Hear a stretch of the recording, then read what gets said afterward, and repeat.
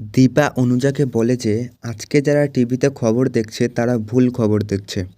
একদিন তারা সত্যিটাও দেখবে। দোষ না করে সারা জীবন দোষের কলঙ্ক তো আমি বইতে বেড়াবো না। অন্যদিকে চারু সূর্যকে বলে যে আমার বাবা মা যেভাবে আমাদের বিয়েটা দিতে চেয়েছিল সেইভাবেই আমাদের বিয়েটা হবে তো। সঙ্গে সঙ্গে সূর্যকে লয়ার ফোন করে বলে যে মিস্টার প্যাটেল আমাদের কোম্পানির উপরে অনেকগুলো কেস করেছে, আর আমরা কিনা ওই মহিলাকে বেল করিয়ে দিলাম। সূর্য বলে যে ওই মহিলা আপনি কাকে বলছেন, সম্মানের সাথে কথা বলবেন। সূর্য তারপরে অফিসে একজন ছেলেকে ফোন করে বলে সিসিটিভি ফুটেজ চেক করতে বলে। সেই সময় সোনা বুঝতে পারে যে সূর্য কিছু একটা করার চেষ্টা করছে।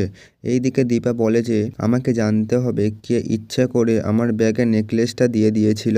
জয় চাপ খেয়ে যায়, ভাবে বৌদিদি চাইলে সমস্ত সত্যিটা বার করে ফেলবে। এইদিকে সূর্য চারুকে দীপার খবরটা দিয়ে তার টেনশনের কারণটা জানায়। তখনই সোনা চিৎকার করে বলে যে আমার মায়ের সাথে এটা অন্যায় হয়েছে। আমার মা আর যাই করুক না কেন আমার মা কখনো চুরি করতে পারে না। দীপা তারপর অফিসে এসে সেই লোকটাকে জোরাজুরি করে যে আমি সিসিটিভি ফুটেজ দেখতে চাই। সেই লোকটা দীপাকে পারমিশন দেওয়ার আগে সূর্যকে ফোন করলে সোনা সূর্যকে বলে যে বাবা তুমি পারমিশনটা দিয়ে দাও। অন্যদিকে রূপার স্কুলে দাঁড়িয়ে মিশকা ভাবে যে কোথাও তো একটা মিসিং লিঙ্ক আছে, সেটা আমাকে জানতেই হবে।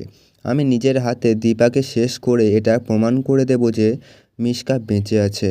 তারপরে সাক্ষ্যদ্বীপের সামনে এসে দাঁড়ায়, বলে যে আপনার মেয়ের কেস স্টাডি আমি করছি, সেই জন্য কয়েকটা টেস্ট করতে হবে, যেমন ধরুন আপনার এবং আপনার ওয়াইফের জেনেটিক টেস্ট করতে হবে। তখনই সাক্ষ্যদ্বীপ বলে ফেলে যে রূপার তো আমার মেয়ে নয়, রূপার একজন অ্যাক্সিডেন্টে আমার মেয়ের আইসাইটটা চলে যায়।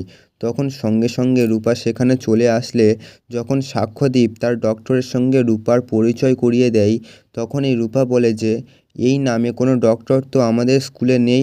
তখন সাক্ষ্যদ্বীপ রূপাকে বসিয়ে একটু বাইরে গেলে মিশকা পেছনে দাঁড়িয়ে রূপা বলে চিৎকার করে উঠলে রূপা উঠে দাঁড়িয়ে ভাবে যে আমাকে এই নামে কে ডাকলো। তো বন্ধুরা ভিডিওটি ভালো লাগলে একটি সাবস্ক্রাইব অ্যান্ড একটি লাইক করে দেবেন।